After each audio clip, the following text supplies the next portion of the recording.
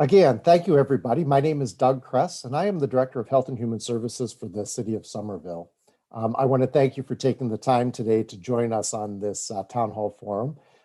This, as many of you know, is one of a series. This is actually our number 2. We've already had one introduction with some of the research that has been done, and we were lucky enough to have 2 researchers from Brown University who provided a great amount of detail for us, and actually have a written report that's available on the city's website at somervillema.gov. Feel free to go back and look at that report. Tonight, what we're going to be doing is we're going to talk a little bit about supervised consumption sites and the individual. Tonight, I'm lucky enough to be to share the screen and share my evening with some wonderful people. I'm doing a quick round of introductions, and then I'll let them introduce themselves again whenever it comes time for some of their areas. I'm lucky enough to have Stephen Kelly here with us tonight, who's in harm reduction. Thanks for joining us, Stephen. TJ Thompson is also a harm reductionist and is joining us again with and has been doing a great amount of work, and also is one of our researchers as well in the report, and I think Stephen was as well. Rachel Bolton is with us tonight as well, and she too is working in harm reduction. I have Sarah Casey with me, and Sarah is also a harm reduction specialist as well. And a very special guest tonight is Dr. Miriam Harris from BMC, and also a professor at Boston University. Thank you for joining us tonight as well to give us some additional perspective of that. So tonight, I really want to start off by talking a little bit about and introducing this as a topic where we often hear a lot about different types of language people use and the stigma around and fair conversation and open conversation. We need to really have a really good understanding of language around non-stigmatizing language. So I know, Sarah, you've done an amazing job of really being able to put this out into the community in a very simple way. So I'm going to hand the speaker over to you and ask if you would just kind of give us a quick education around this. Sure. Thanks so much, Doug. Happy to be here. So once again, thank you all so much for joining us tonight. We're all really looking forward to a lively discussion and rather like more of a question and answer section. And we encourage you all to ask the tough questions tonight. We're really happy to answer those things. That being said, we won't accept stigmatizing language tonight. We think it's incredibly important that everyone feel welcome and safe in this space. So all of the presenters tonight will be using non-stigmatizing language. One of the kind of key components of non-stigmatizing language is the use of person-first language. So instead of drug user, you will hear panelists refer to folks as people who use drugs. So that person-first language is like kind of a key component of non-stigmatizing language, especially when it comes to folks who are actively using drugs. We'd also like to encourage everyone to refrain from language choices using words like junkie or substance abuse, and rather, again, a person who's using drugs and substance use. You know, again, happy to answer questions about this, although I believe the content of the questions is going to be more deeply focused around safe consumption spaces, but really want to encourage everyone to sort of utilize some of those tools and use a more compassionate word choice, as this is as this is a safe space for learning and discussion.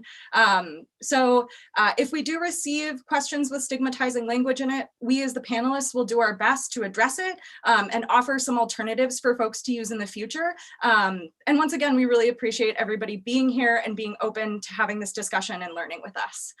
Thank you. Great. Thank you, Sarah. I really appreciate that. And I think that's an important piece for all of us to keep in mind, is that this is an opportunity to learn for all of us, and it's a chance for us to have that dialogue.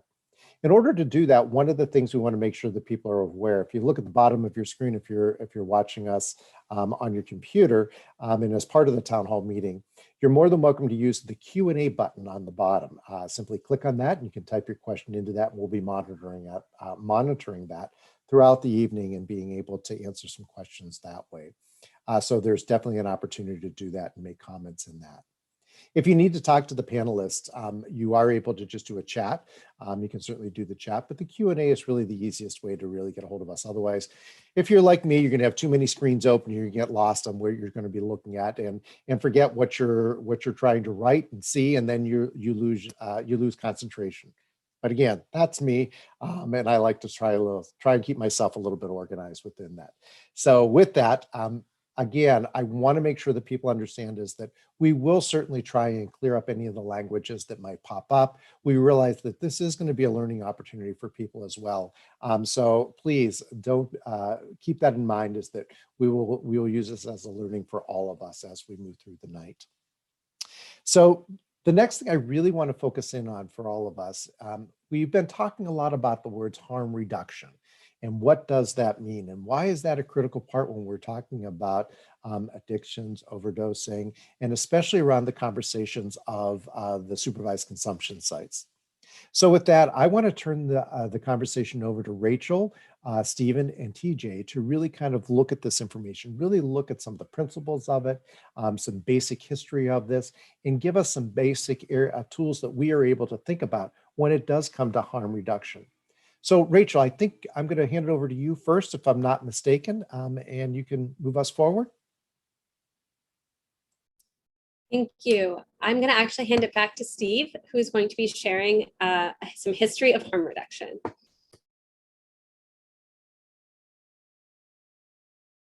Yeah, so harm reduction, it started in our part of the world in the 60s and 70s, and it began with groups such as the Black Panthers, who started the survival programs, such as yeah, and then they did the Lord Youth. Oh my God. All right. So anyway, yeah. So it started in the 60s, 70s with groups like them, and then the women's rights movement and everything like that. And then later in 1980s, it went to Liverpool, and that they started the first harm reduction based on that got like national coverage. And sorry. So I want to start with a quote that is in the harm reduction website. If you were to look at it, it says, "We as a movement affirm the wisdom, dignity, and leadership by those most affected by these harms as the holders of the key to transformative change." So it means, we have 8 principles in the harm reduction program, basically, and it's accepting for better, for worse, that illicit and licit drug use is part of society. And the least we can do is to try to find the least harmful way to just accept that and move on. And a lot of people do find abstinence as the solution. Some people just find a safer way to use. Either way, it's a victory in our eyes anyway. And I think that's all I have to say for right now. So thanks. Thank you so much. That gives really important context for thinking about harm reduction as it exists currently. So I'm going to give a brief overview of state-based harm reduction programs in Massachusetts, and then we'll also discuss the limited services available for people who use drugs in Somerville. So right now in Massachusetts, the state already invests in harm reduction interventions, including syringe access programs where people can get safer use supplies, including new needles and wound care kits. There's also naloxone distribution programs where people are able to get education around how to identify and respond to overdoses, and also access Narcan, which is a life-saving tool. These programs also usually include testing for HIV, hepatitis C, and STIs. And these programs are doing infectious disease prevention, as well as preventing and reducing injection-related injury and reversing overdoses. However, these policies and programs aren't enough. Massachusetts is still the 8th highest number of overdose deaths in the country. In 2020, at least 2,035 people died of overdoses here. That means we lose 5 community members a day. And these numbers are growing. In the past 2 years, their total overdose deaths in Massachusetts increased by 42%. These are really alarming numbers, especially because overdoses are preventable. Fentanyl, which is 50 to 100 times stronger than heroin, can cause overdoses to occur within seconds to minutes after using. An opioid-related overdose is respiratory arrest, which means that someone is not breathing and someone will die within a few minutes without oxygen. By providing people a safe place to go where overdoses can be responded to within seconds to minutes, people can be provided a life-saving medical intervention of Narcan and oxygen that saves people's lives. It's also really important to mention that nobody has died at the 120 supervised consumption sites that exist worldwide. The city of Somerville has decided to invest in supervised consumption sites to expand support for people who use drugs and also to prevent deaths. In a previous job, I conducted harm reduction outreach once a week in Somerville, and people who are housed and who are unhoused use drugs. And the recommendations from the report are asking for wraparound services to exist in these supervised consumption sites so people are able to access a wide range of services regardless of whether they choose to use drugs. I also want to mention that between 2012 and 2018, the number of opioid-involved deaths among Somerville residents increased more than 5-fold. These are really high numbers, and a supervised consumption site would help decrease these numbers and increase access to support for people in Somerville who use drugs. Thank you for listening.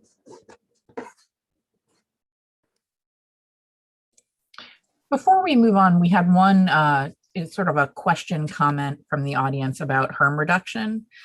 Asking, wasn't harm reduction a concept that blossomed in the 80s in Europe as a response to the HIV epidemic? In that case, harm reduction included safer sex, clean needles, etc. Stephen, do you want to take this one or?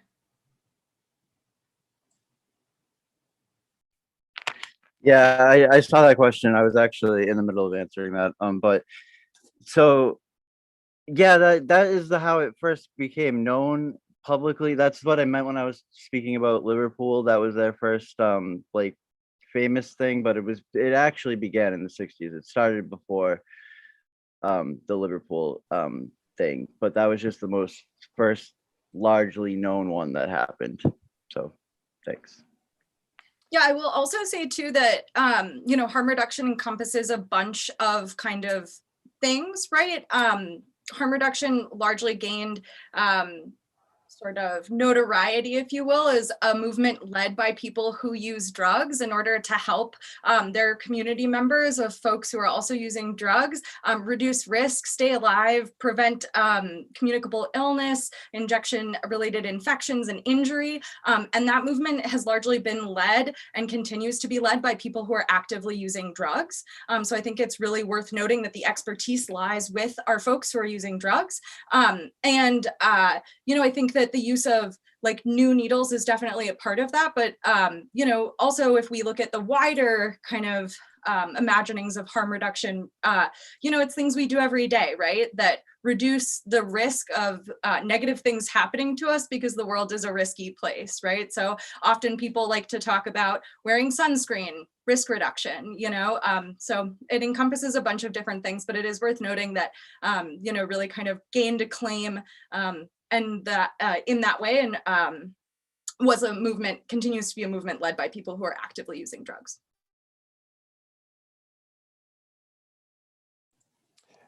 Thank you, Stephen and Sarah. I think that's an important piece that we think about. And I do know that as somebody did talk about around the HIV epidemic that was happening back in the 80s, 90s as well, they were talking about harm reduction as well during those time periods. And I think I think that's one thing that we always think about within public health itself, is that these terms have been around for some time, and they may go through different morphosis in areas of concern or work that we've been doing. And I think that's an important piece to remember, because we did have harm reduction. And I remember, believe it or not, back when I was young and was starting out my career, it was in the HIV, working with young people who are HIV positive. And I was primarily working with students.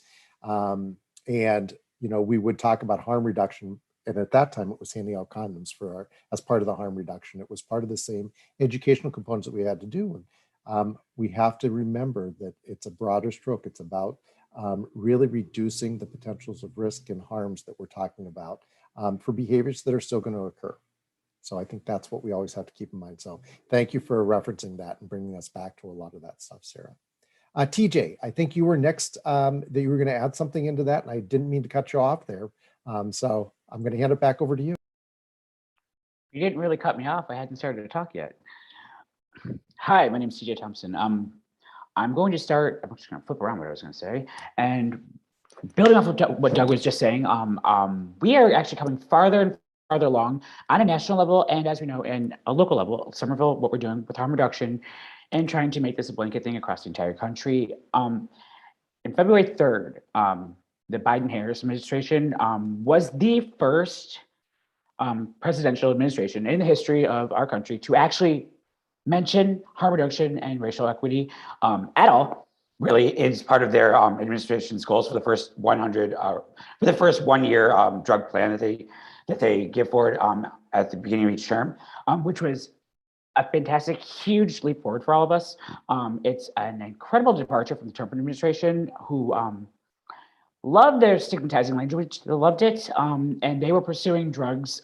They were looking for a drug-free country, which included penalties up to the death penalty for people who use drugs or who sell drugs, which this is something we are trying to actively stop. We are looking to work with people who use drugs and create a better path forward in their life, whatever path forward that may be. So that takes me to, that was from February 3rd, and we're going to move forward a little bit to last week, where we have some amazing news. One of our neighbors, Rhode Island, passed the first legislation in the country. They beat us. We're working on it, but they beat us to legalize what they're calling harm reduction sites, which is essentially what we're trying to do here in Somerville. We've been calling a supervised consumption site. They're saying harm reduction sites. Same thing, as you can see from this, from what we've been talking about today. It passed through the House, through the Senate, signed by the governor last week, which is fantastic news. And I'm hoping, at this panel, talking to people from Somerville today, that this is something that kind of like burdens a load of thought on your head of whether or not this is something we should be doing or why are we doing this. This is something that's happening on a national level, state by state. So instead of being, let's be the first, let's join our neighbors in this fight to save lives. That's one of the things I want to talk about today. Now, going into supervised consumption sites, which Miriam will be telling you about, part of my reason for being here today, on top of working on this for the past year or so, is people, we've been told, they need personal stories. They need to know why people use supervised consumption sites or why they would use them. So I'm here to tell a quick story about why right now I would not use one. That is not in my cards or something I need right now. But 10 years ago, I could have used one, and it could have made a big difference in my life. I had ducked into a bathroom in California, and I ended up using, because I had nowhere else to go, I was using at the time. I used, possibly it was an unclean needle, possibly I missed, I'm not sure, but I had an injury resulting from not being able to take care of myself, not being in clean environments, that grew and grew and grew in my arm. I tried to take care of it. I thought I was fine. I understood how to take care of an abscess, of how to deal with tissue wounds, and it still blossomed out of my control. And I went to the emergency room, and within 5 minutes, they told me I was going to lose my arm. I'm a musician, and that may have been one of the most horrifying moments of my life. And I didn't know how to respond. And I had to go into emergency surgery, and I had a very large scar on my arm. I lucked out. I kept my arm. I had both my hands. They work. But I had a really, really hard time recuperating from that. And it was very traumatizing. But the point is, I'm here now, 10 years later, and I'm working on doing this stuff so nobody else has to duck into a bathroom and do something that they will do, something that could kill them, do something that could end them up in the hospital. And so somebody else doesn't have to repeat what I've lived through. So I'm here 10 years later, I'm alive. And so anytime anyone's like, why does somebody need an SCS? Why should Why not? Why shouldn't that person that you're looking at and judging, why shouldn't they have the opportunity to go somewhere, be safe, have supervision where people will watch and make sure that they don't overdose, where they don't end up with a horrible infection, where they don't lose their arm or their lives. So that's very important. Whenever someone says something like that, remember, why shouldn't they have 10 more years to go along and possibly help somebody else save their lives? And I think we should all think about that when everything about supervised consumption sites. This is about the people that will be using it. I would like to also wrap that around. It is about the communities, and Dr. Harris will talk about this soon. But it is about everybody. It's about safer communities for all, but that's including the citizens that do not use. It is for people that love people and people that don't want more deaths on their hands or on public's hands. So everybody deserves a chance, and one death is too many. And that's my story. I'm going to pass this on back to Doug. Thank you. Doug, before you go, I just wanted, we got a question that might add a little bit more context to this discussion. Someone asked how many overdoses are happening in Somerville weekly and monthly. So I was just looking through some data I have. I don't have all of the breakdowns by week or month, and that can vary a lot, but I was looking at data from the past 4 years, and annually, first responders have responded to between 100 and 152 calls for overdoses over the in the past 4 years. That includes fatal and non-fatal overdoses. But what those numbers don't reflect are any overdoses that aren't reported for whatever reason, or someone who went directly to a hospital. So just to put some context around what the issue looks like in Somerville. Thank you, Megan. I'm glad that you were able to answer that, and I'm glad you had the data in front of you. Like I was pulling that up as myself, so thank you for doing that.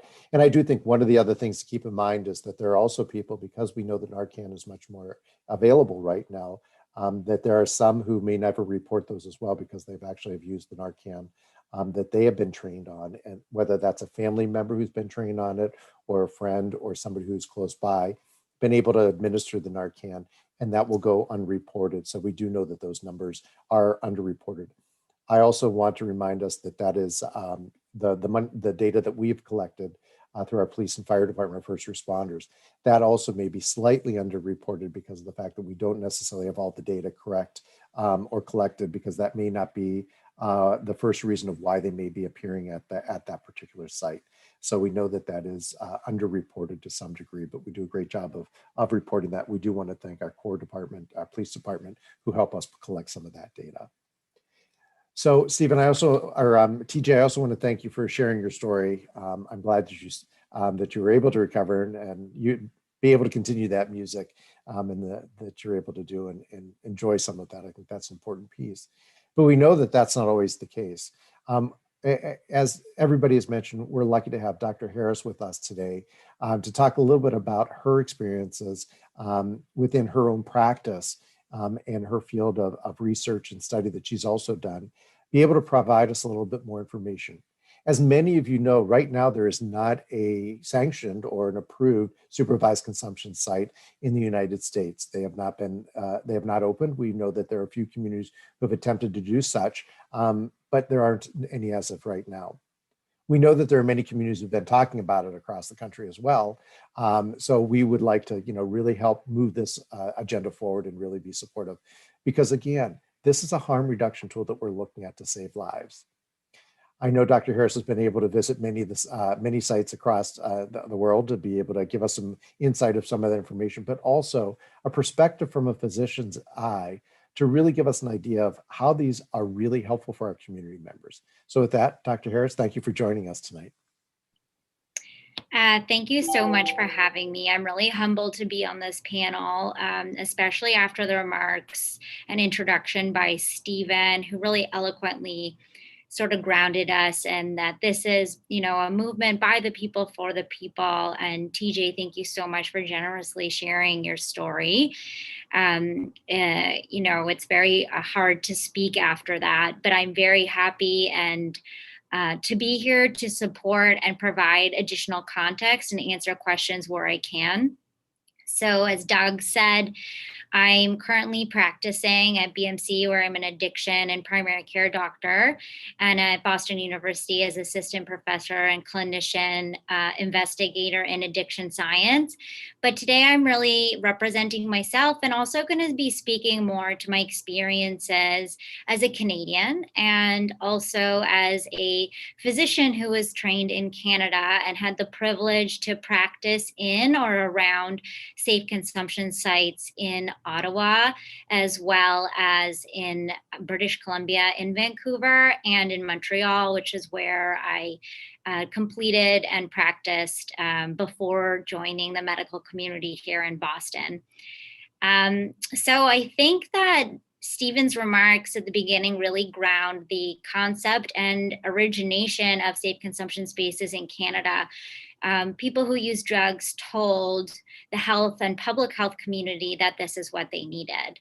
And I think it really differentiates our approach to healthcare delivery, where clinics and hospitals are really top-down models, whereas safe consumption spaces are ground-up community-based models where people feel safe and will go to not only access the immediate benefits of a safe consumption site, which include using sterile works, include overdose prevention, but they'll also go to reach out for other health services.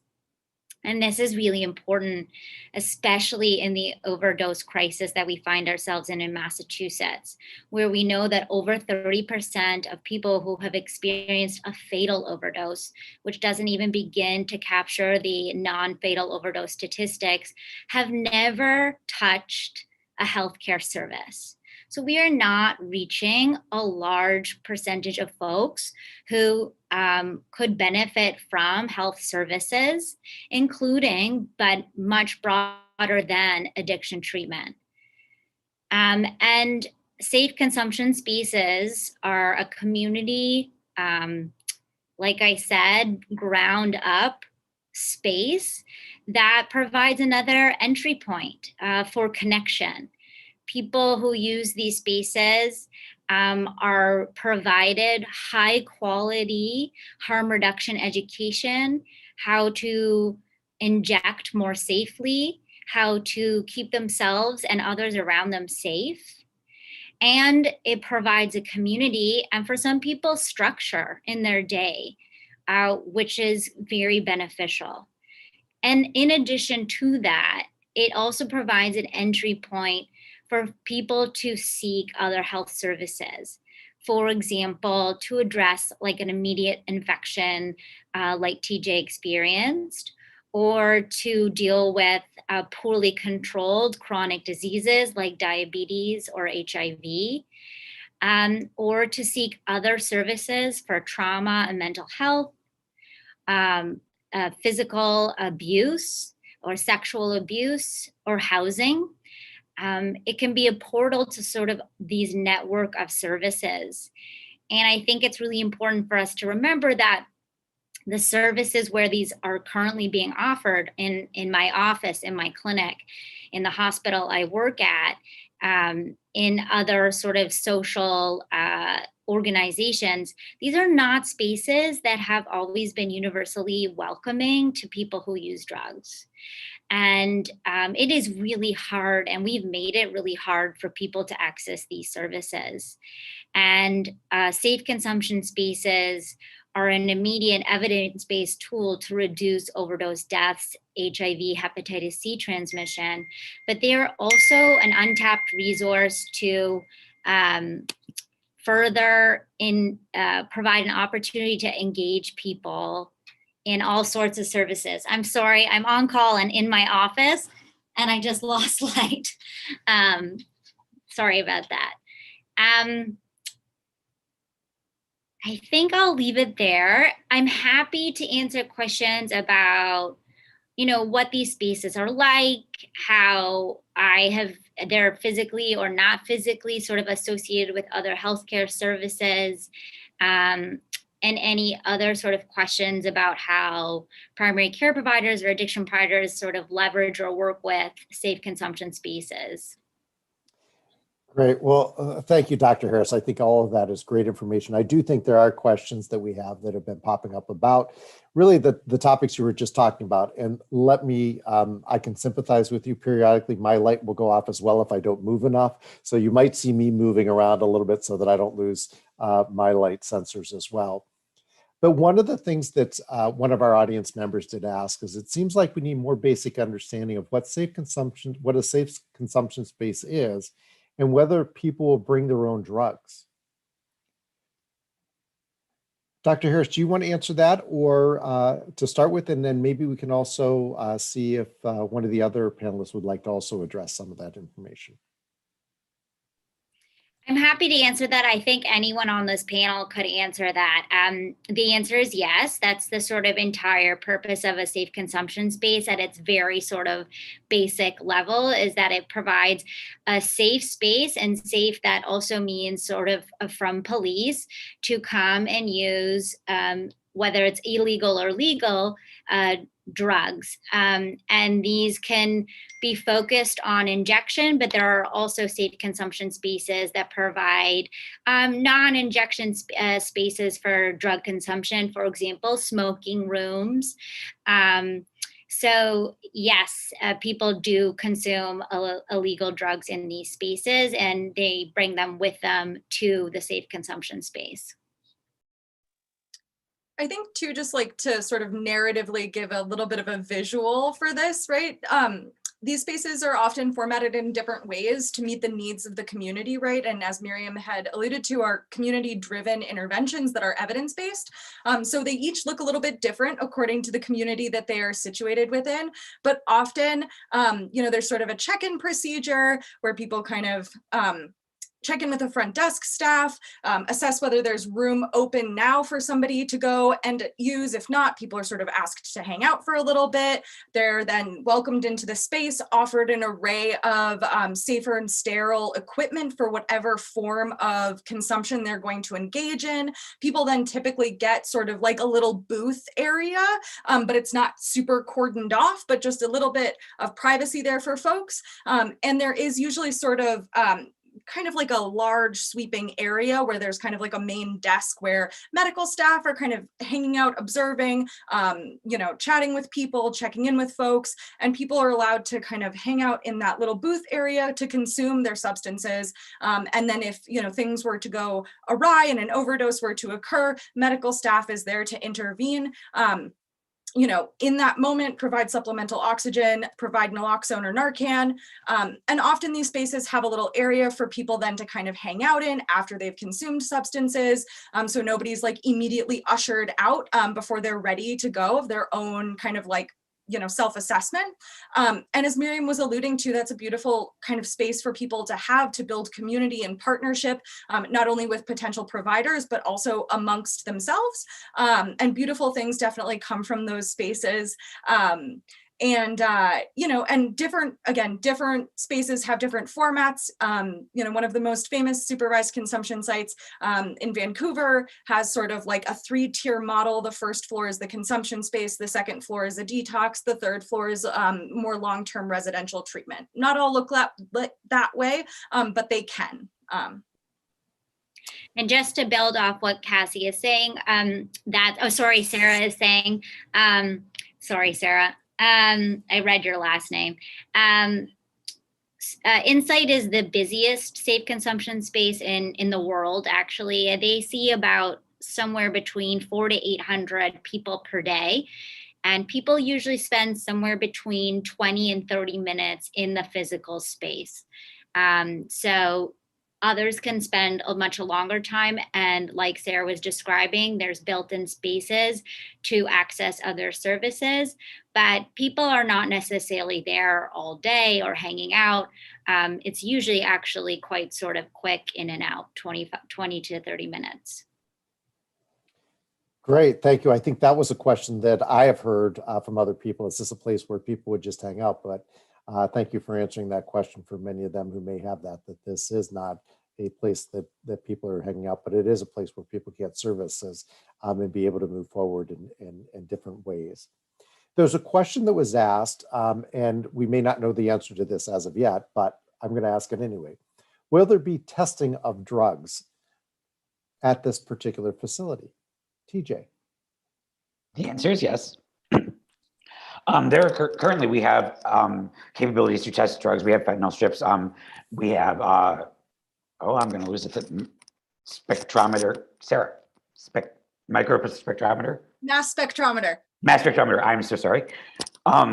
Which can you basically, it can test the level of what you're getting. So you have like your drugs or your substance. You can test the level of fentanyl in it, to make sure it is what you think it is, and the potency really. And this is actually very important because part of like the problem that we're having right now is like the inflection of fentanyl into the drug supply, and this is the entire drug supply. I'm talking cocaine, methamphetamine, heroin, everything. It's where it is expected, where it's not expected, which very much not expected. Press pills. So people that may, this is really not something we talk about much when we're talking about a safe consumption site, but I mean, you have people right now that might go, maybe they want to have some Molly and go to, in their college and they want to go dancing. Right now, they're getting a press pill full of fentanyl, just going to overdose. This is a person that is something that you would never have to think about that in general. Like their friends wouldn't even know why this person dropped.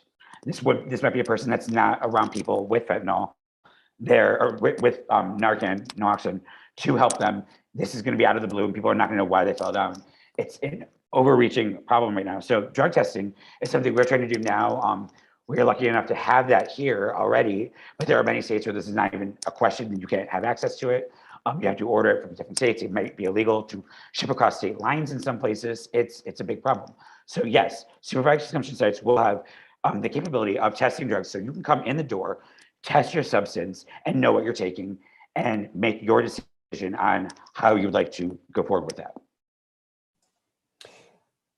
Thanks, TJ. And I think that this next question, which is kind of related to that, which you kind of answered in here as well, is what do you do if a person's drug does test positive for fentanyl? Do you let them use it?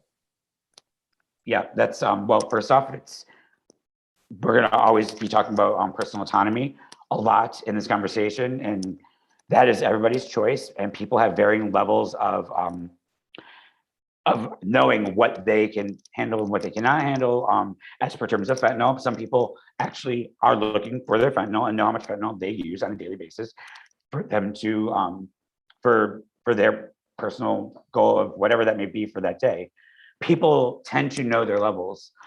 So it is not anybody's responsibility to work somewhere and say, and to police or to parent the other people's drug use. It is if you're working at a safe consumption spot, it is your responsibility to help people be informed of what they are putting into their own bodies. Thank you. I think, part of what we always want to think about is we want to make sure people are informed.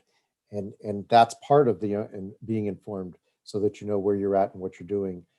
But again, that safety net is there for people as well. Megan, what else do we have for questions coming in? So we have a few if we want to take some of them now. First one is, would a safe consumption site work in coordination with Boston Healthcare for the homeless and their program efforts?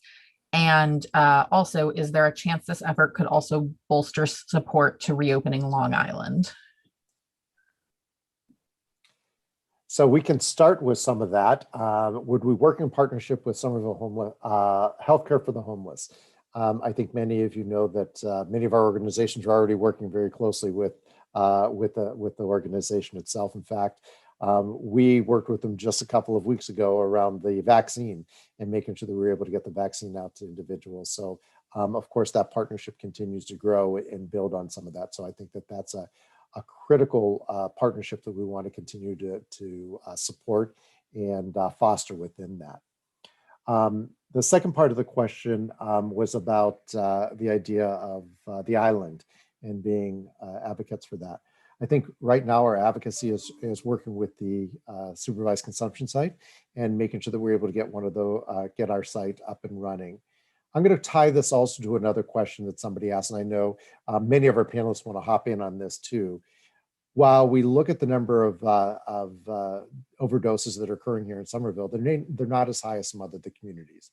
whether that be some of our neighboring communities, our neighboring cities, where we see that the overdose rates are a little bit higher. Why Somerville? Does anybody want to take that? I can certainly answer on behalf of the mayor and reiterate many of his statements is why not Somerville? We need to start someplace. Somebody needs to start.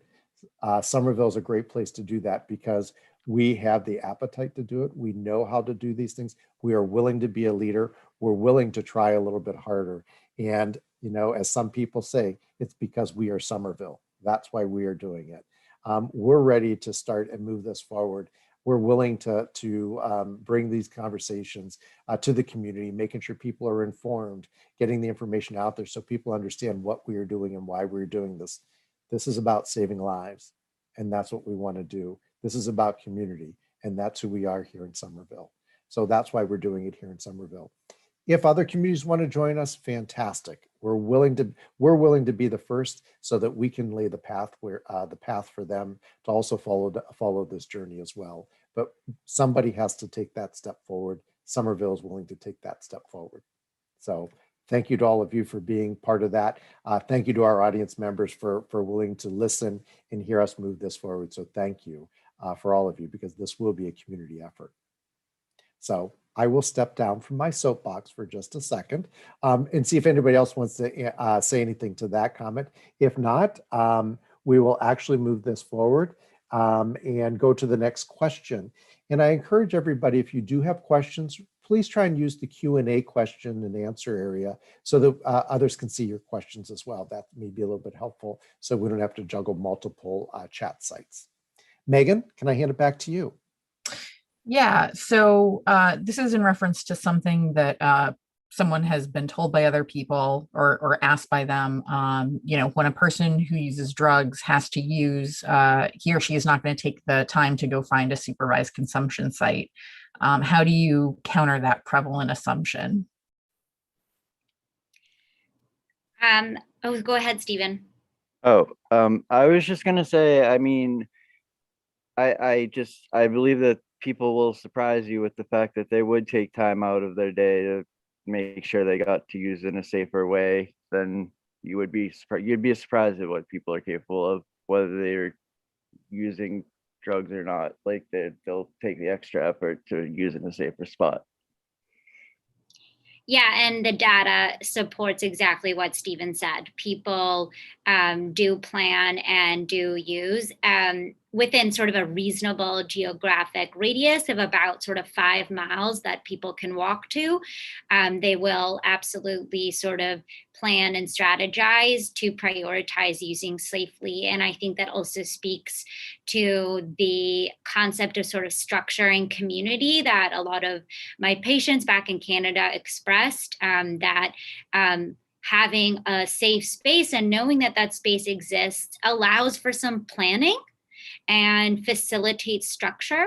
And it also facilitates, like Sarah and TJ said, the building of a community, which, as we all know, is how all of us sort of get through our days, is through our sort of very rich support networks. Thank you. One of the questions that had popped up is, where's the evidence that this will actually work? I encourage people to, if you have not done that yet, to really go to the city's website and look at the report, the feasibility report that was that's published on the city's website that was done over the past year. Many of the people who are on this panel have helped do some of that and collect some of that data and information on there. But that is an excellent resource for you to look at where the evidence is at on this. And these are evidence-based, proven, successful sites to reduce fatal overdoses. And again, this is one of our harm reduction tools that we can put into our toolbox and able to move that forward as well. Did anybody want to add anything else about any specific report that they would like to encourage people to look at? I know that if you just Google some of the supervised consumption reports out there as well, you'll see a plethora of studies that are out there and give you and show you some of that evidence-based research that we have within there. But again, I encourage you to look at the report that's posted on the website. There are additional links and resources in there for other reports that will be able to be there for us as well. I'll just say, Chief- Jack, oh, yes. to answer that question, they've been in operation in Canada for decades. But I think very specifically, a more conservative government sort of fought the existence of supervised consumption spaces in Canada. And because of all the published evidence that had undergone peer review by others, the greater scientific community outside of Canada, the Supreme Court was able to say that safe consumption states should stay in operation, sort of citing all of this evidence. And that was back in the 2000s in Canada. So it also has been used sort of at the highest level of the Canadian courts, the published evidence. So I'm going to combine two questions here. First is, where would the site be located? And could you also talk a little bit about the quote unquote honeypot effect, the idea that a site like this will attract more people who use drugs? Great. I will start with the question because I think that's more of a city question that we're asking, and that we haven't decided on the location as of yet. I think that there's going to take some time to do a siting for a particular location. But from the report, and as you read it, you will see that there are two kind of areas that really have stood out of where an appropriate place would be either in the Davis Square area or in East Somerville area are the two locations within there. With that, for the honeypot effect, again, evidence shows that it does not produce a honeypot effect. But Sarah, do you want to get more into that question itself and be able to answer that one for us? Yeah, I think that from the research that has been conducted, and this is sort of ties into what Miriam was speaking about earlier, like people are willing to travel some amount of distance. People are not willing to travel a great distance to arrive at this location. And so there is not evidence to support that this will bring folks from outside of the community into the community to utilize a safe consumption site. I think this is also a beautiful moment to acknowledge that like people who are using drugs run basically their own de facto safe consumption sites all of the time. And so in that case, people from those communities are more likely to, kind of partner up with people, have people watch out for each other. But again, better to have kind of like more stuff at hand, right? I've never met anybody who's actively using drugs who has like an O2 tank ready to provide supplemental oxygen. They might be out there. I'd love to talk with them. But I think, there is no evidence to support that a honeypot effect would occur. Thank you. And again, if I could just add one other thing, and again, if you do go back and look in the city's website, and I know that Megan has posted a couple of times in the chat, a lot of that information answering those questions and looking at the additional research, if you want to look at some of the evidence-based research and data there, you will see that information in there as well. There was a follow-up question on the location. It says, I know 2 locations were potentially mentioned in the report. Is there a possibility Somerville would have 2 supervised consumption sites? I think that's a great question. I don't have an answer for you on that as of yet. I think our goal is to get one open and be able to really manage that and do what we do well. I think that's an important piece that we want to look at first.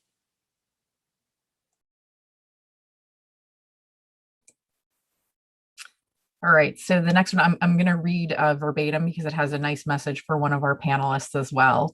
Thanks for coming here to the US, Dr. Miriam. We're happy to have you. Can you please talk about the impact of the COVID epidemic on these issues and for folks who use substances? Does it make the need for a supervised consumption site more or less necessary? Thank you so much for having me. And thank you for that question. This has been a terrible year in healthcare. And it has been even worse year for populations facing structural marginalization. And there is sort of no greater population facing more marginalization than people who use drugs and people who are experiencing homelessness. I think despite sort of my own and my institutions and others, public health. I mean, Doug has worked tirelessly. Boston Healthcare for the Homeless has worked tirelessly this past year. I could go on and on. Despite sort of innovation, despite extra hours worked, despite all of these efforts, this has been a devastating impact on people who use drugs. And the data is just sort of coming out to support that, to support what I'm seeing sort of clinically, which is people are isolated, stressed, experiencing less economic certainty, and their substance use is understandably in those contexts escalated, and their networks to reach out for help have disintegrated. And it's sort of this perfect storm for things to have really gotten worse. And we're seeing the effects of that in the active HIV outbreak that is occurring and getting worse in Massachusetts. And the fact that while we had made some, marginal grounds in terms of reducing overdose deaths in Massachusetts in 2018 and early parts of 2019, overdose deaths have risen in Massachusetts this year. Those are the statistics. And then there are really upsetting sort of personal clinical experiences that support those statistics. Like, for example, myself, I've personally diagnosed several new patients with HIV, and I've lost touch with patients, and I don't know if they're alive or dead this year. So I really appreciate that question. I think the COVID-19 pandemic increases the urgency for increasing our harm reduction efforts across the state. Thank you. Mayor, Dr. Harris, I know it has been a very difficult year, and as you've said, it's been very challenging for anyone with some of the substance use issues. It's added to that isolation issue that many of them have faced, and the poor health and all of those things, and really trying to support is an important piece of that information. So thank you for sharing that information, and we wish you the best as you continue to do that. And giving out diagnosis, I know, is never an easy thing to do. So my thoughts are with you on that. Megan. We have a couple of questions, so I'll just kind of paraphrase, mushing them together, asking about the cost effectiveness of supervised consumption sites versus kind of the way overdoses have been dealt with now, which is to send out first responders. So a few different municipalities have done cost benefit analyses around having a safe consumption site or a supervised injection facility in their communities. San Francisco ran one a number of years ago now, and I believe they said that annually the municipality would save, I believe it's around $2.6 million. Baltimore also ran a cost benefit analysis a few years back, and I believe they said that for one site in Baltimore, they would save somewhere around $5 million. And that takes into account not only the kind of like strain put on first responders who are showing up to those calls, but also the reduced prevalence of hepatitis C, of HIV, of soft tissue infections, reliance on ER, and all of those types of things. So it takes into account a few different factors beyond just overdose and those calls. But a few different municipalities have run those cost benefit analysis, and they skew somewhere between, I want to say, like 2 million and like 6 million saved annually.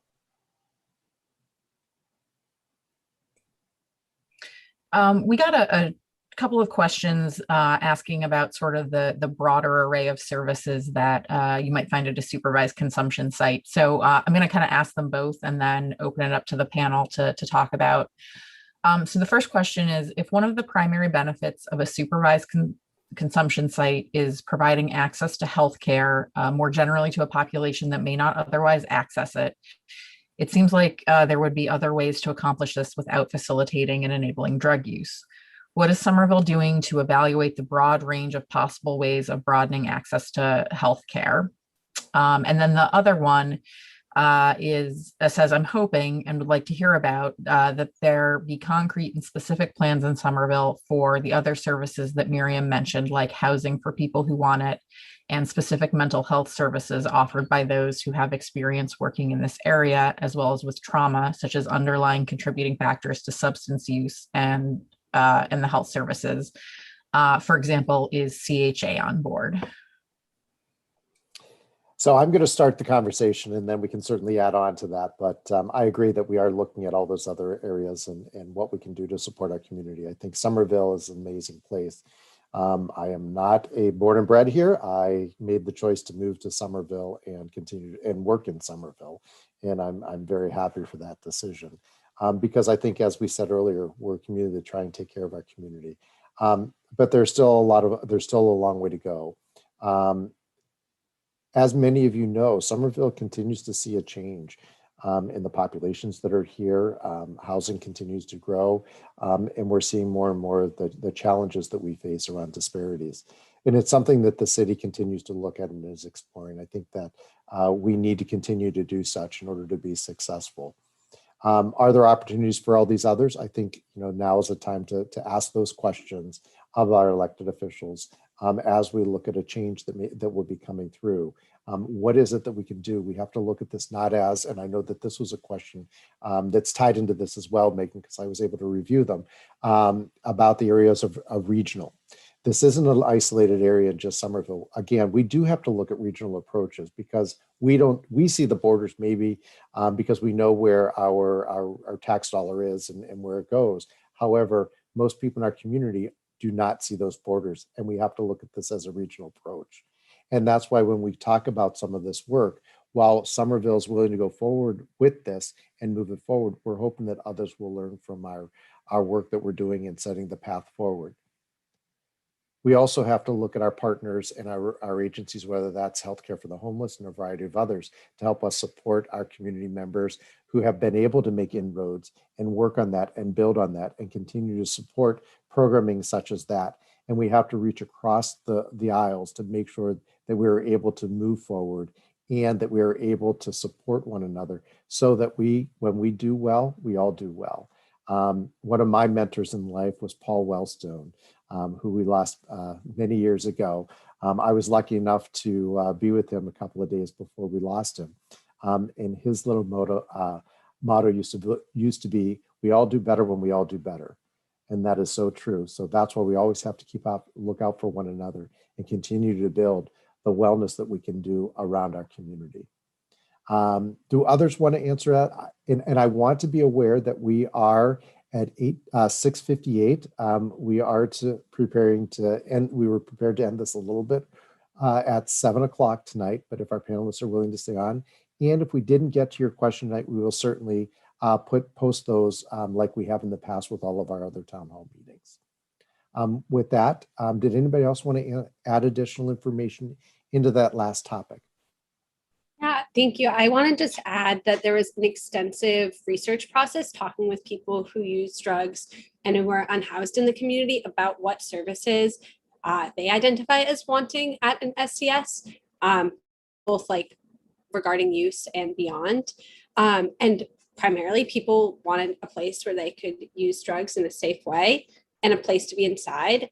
And then the answers varied from like access to mental health support, behavioral health, healthcare access related to HIV treatment and care, as well as like substance use treatment. And so like thinking about how just like the more offerings and ability for people to access support, the better. And so certainly all of those services are really important and people want and need, but having them all in this one spot that is in a stigma-free environment that's safe and based in community has been identified as a primary need for people who are using drugs in Somerville.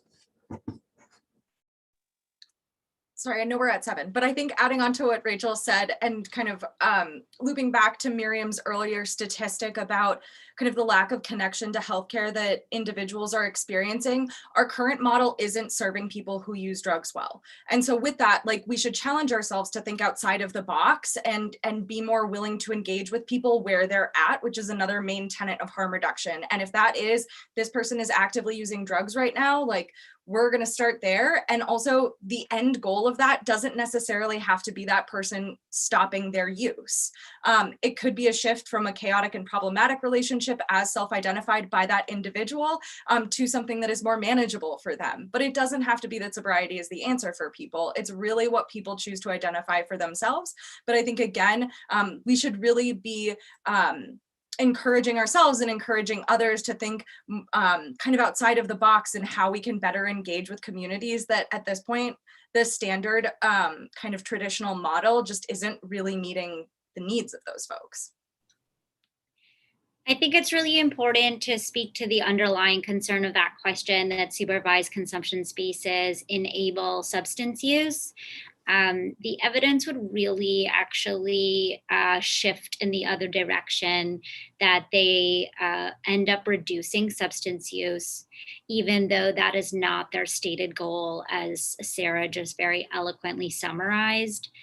I think also that it's really incumbent upon us in healthcare and in public health to start listening to the community. The community is telling us this is what they want and need. And while there are other innovative models that require consideration and investment, the people who use drugs in Somerville and in Massachusetts have identified safe consumption sites to be their priority. So our priorities should and must be aligned with the community's priorities if they're going to be successful. If they're misaligned, no matter how innovative we think a program is or how comprehensive, it's very unlikely to be successful. Thank you. One of the questions that just popped up that I do think we have to also talk about a little bit, but we have done it in the past, is where's the funding going to come from for something like this? And I think that's an important question to always think about. And, you know, we are continuing to be committed to making this process move forward. There are a variety of funding options and resources that would be available to us. And part of that is really looking at the structure that we would use in order to be able to set a facility like this up, and whether that's around grant funding, whether those are around state fundings. As you know, the recommendation that did come out of one of the state house committees was to possibly look at a way that we could get a state funded opportunity to do this as a pilot project. I think one of the great, which would be amazing, which would be an amazing opportunity for us. And we here in Somerville, we're shovel ready. We would be ready to go as soon as if we had some of those fundings available to do us. We want to be there and we want to be ready to go when that happens. If that funding doesn't come through, we know that we have to explore other options to make that funding happen. And we are looking at those, a variety of funding sources that might be able to be available and reveal themselves as an opportunity for us to move forward with a supervised consumption facility here in Somerville. So with that, I know that we've gone over just a little bit, and I want to be respectful of everybody's time. And I do want to say thank you to all of our panelists for joining us tonight and sharing your experiences, sharing the information that you had, sharing your knowledge, and being able to provide some insight for everybody about what's happening in our community, and giving an individual's in a self-perspective view of this particular topic. As I mentioned in the beginning, this was our second town hall. We encourage everybody to continue to keep posted on the information. We will keep it posted on our website. We will be doing additional town hall forums. The next town hall forum is scheduled for the 22nd at 6 o'clock. And we're really going to be looking at the family impact that this may have on an individual. So we're going to be hearing from a few family members. We have a few taped interviews as well to share with you. And we hope that you'll return to hear some of those stories as well. Again, we want to thank you all for being here tonight. especially our panelists for taking the time to do this, and for all of you for taking the time out of your schedules and being part of this to learn a little bit more and to continue to support our community as we move forward. With that, thank you, everybody. Thank you, Megan, for co-hosting with me tonight as well. All of you have a great evening.